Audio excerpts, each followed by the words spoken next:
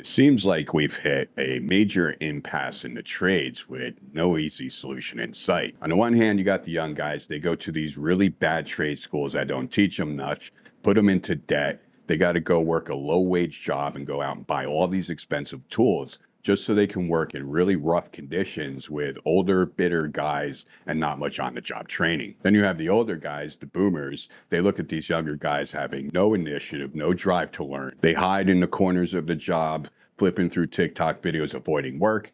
They have a little mechanical aptitude, no problem solving skills whatsoever. And they simply don't have any work ethic. Here's the problem.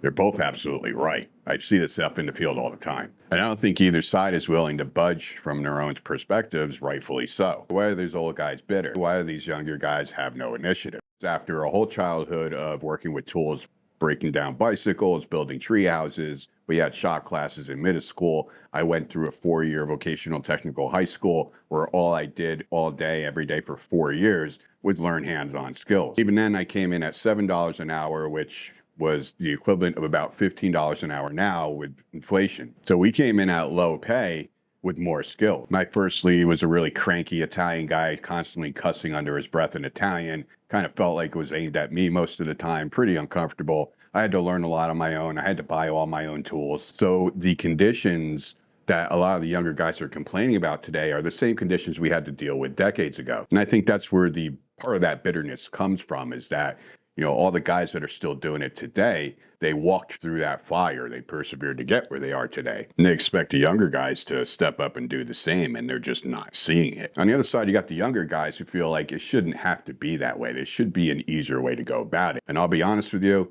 if I had to do it all over again, I might not be in HVAC. So now what?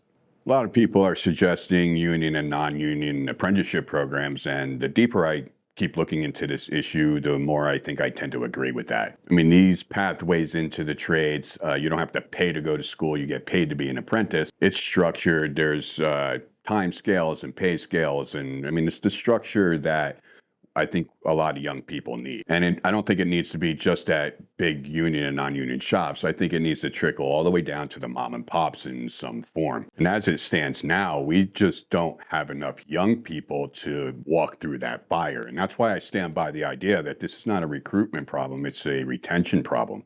Never worked anywhere in my whole career where we had a shortage of people applying for helper positions. But there isn't a single company out there that's not willing to pay $3, $4, $5 an hour more or give big bonuses just to steal somebody who knows what they're doing from someplace else.